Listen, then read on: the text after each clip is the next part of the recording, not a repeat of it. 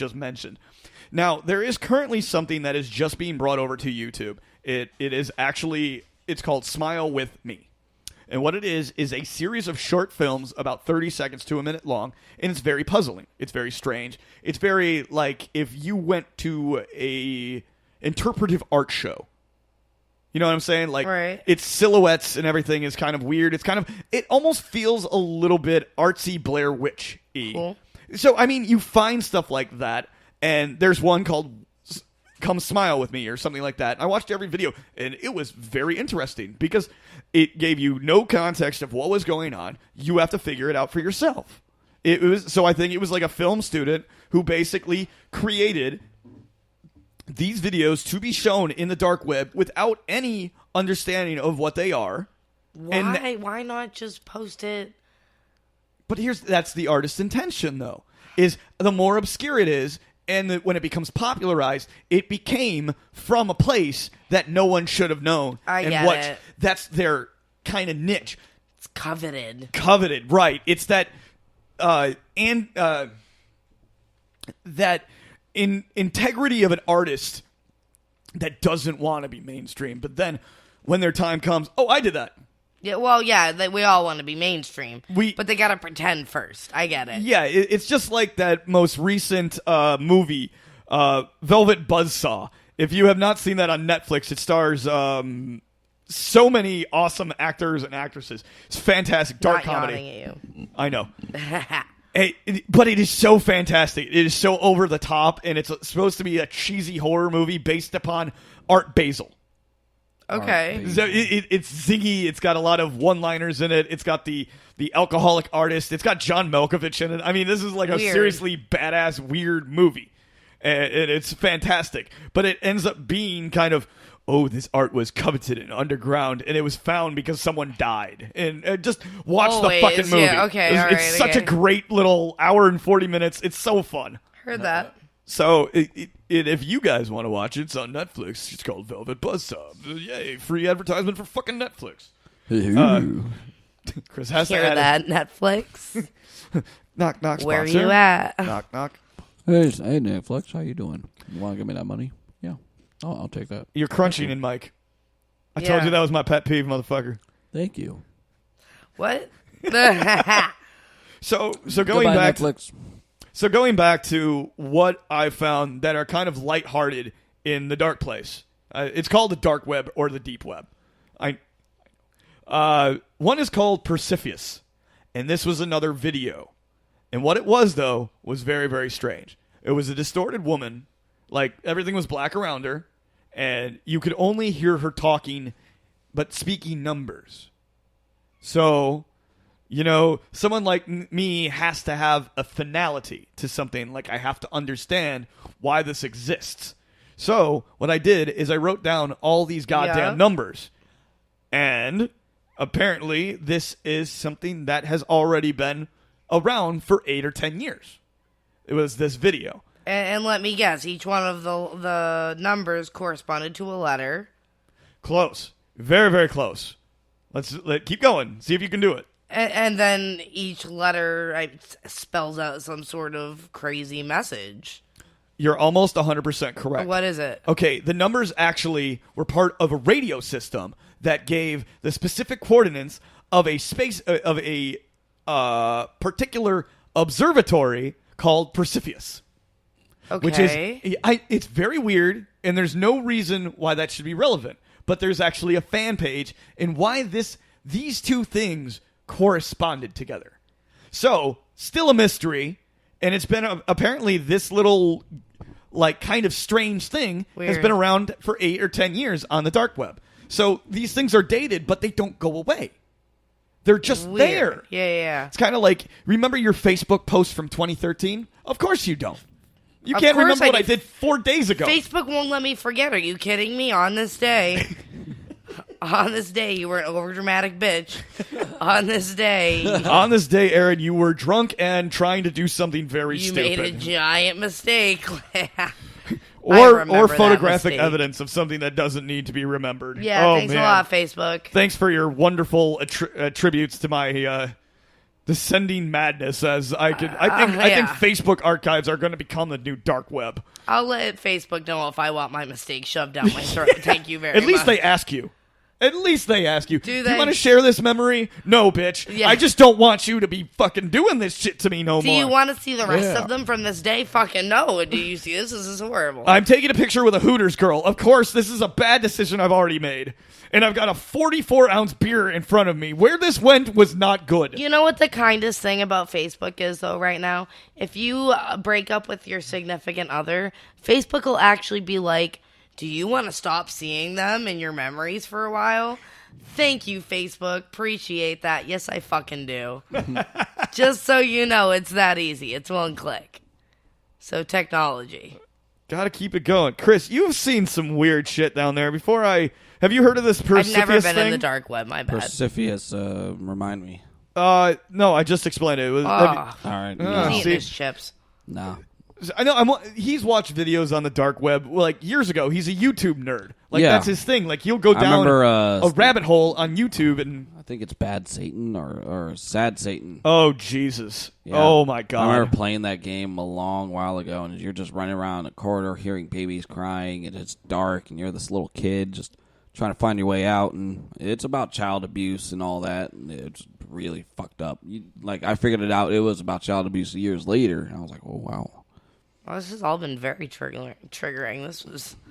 I did not laugh as much as I was hoping to. This Yeah, I know. I mean, but that's also something that I want to do is that not every dynamic of the show is going to be Yeah. like a silly fucking, we make it funny. That's the thing Sometimes about it's going to be incredibly uncomfortable. exactly. Like that's kind of how I started this segment is that this is not a normal thing Ooh, we that talk made me about. think of Slenderman. Yes, this is Slenderman. that's it. That's a Yeah. creepypasta, which is Yeah. an original scary story from an internet nerd, and basically it cultivated popularity and then became something else as a video game, and then for some Have reason you played that video game? it's fucking terrifying. It makes and no fucking sense, bro. This game makes no sense. You gotta There's like no look for getting the away from notes him. and shit. You can't Aren't turn you around. trying to figure out what Splendor Man is? Isn't that the fucking? This is like some He's Five not Nights at Splendor Freddy's Man. shit. You know what I mean? There's no splendor. Yeah, he's not Splendor. There was man. those two girls that actually tried to kill Splendor their Man. friend or whatever. Yeah. Yeah, that was a thing. Yeah, that was the first real Momo. mainstream media going at these particular things that happen that are popularized by a very weird subculture of the internet. Yeah. And it's not only these people aren't just underground doing this stuff. I mean, above ground they're doing these odd and strange things. It's really like publicizing what happens in the bowels of the internet. That's what all of this shit is. Now, when it gets into more of the lighter stuff, is like I said, the female hacktivist group was one that I saw, and I spent a lot of time, and that group was actually popularized, and now they have like a Twitter handle now or something. Good. Like even like spreading their messages and shit like that. It's they became culturally appropriate to point out the bullshit, basically. Yes. However, the weird stays weird, but the bizarre and the strange have their own place as well. Right. How would you like to find a Rubik's Cube you couldn't fucking solve? That's literally any Rubik's Cube Yeah. you handle to me. What the fuck? So, That was a good question there, Aaron. I don't know what I would do. you would get pissed and walk away. Okay. Eventually. Eventually. Yeah, I mean, Immediately. okay, Chris I'm is like, sleeping with that thing until I oh, you're one of those people who has to finish something? Oh, yeah. That's why I have don't own something any for you. Rubik's Cubes. No, thank you. I have something for you. I just did the game show host. What's behind door number one? Door number one has one of Well. the most strangest internet mysteries as of right now because it has no end. Tell me more, Aaron. There is a thing called Cicada 3301. Okay. As you hear about this, you're going to hear about cryptographs, numerical signs that have values in different languages, Right. cryptography, tons of symbols from like caveman times.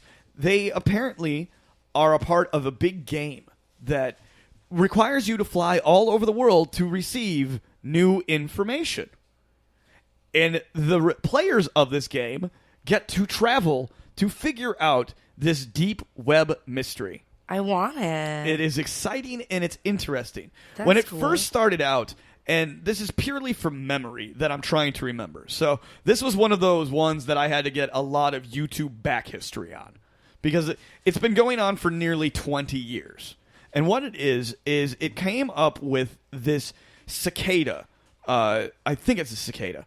It's something like a moth cicada, like leech, not leech, excuse me, some kind of flying numerical thing that was created, and basically people have started investigating this thing, and inside it is code, and the code will actually give you clues to go places around the world. Sounds like the Da Vinci Code. It is. It isn't. Maybe it is the real life Da Vinci Code. People have flown to Hong Kong to get to look for a digital imprint on the side of a statue. Like, it makes you Don't you do think things. they could fucking text somebody and just have them take a picture? But here's the thing. Everyone who's played the game will take a picture of the clue. Yeah. But the clue doesn't mean anything because the image consistently changes. It gives different data after it has been posted. So it leads to a different clue every time that somebody goes there. What the fuck? People have taken an honest-to-God grouping of international travelers to try to figure out what this means. And it's cool because people will take their entire families in trying to figure out this. Now, where this kind of piqued my interest and got this is where we'll go a little dark. If you guys remember some of, I don't know, California in the 70s and the late 80s, and even now, we still don't know who the Zodiac Killer is. And the Zodiac used to put out very extremely Ted interesting... Cruz. Plot Cruz. twist. Yes, he Bum, is. bum, bum. It's Dick Cheney. We've never forgotten Ted Cruz. Never But- forget. They have They're some... brothers in arms.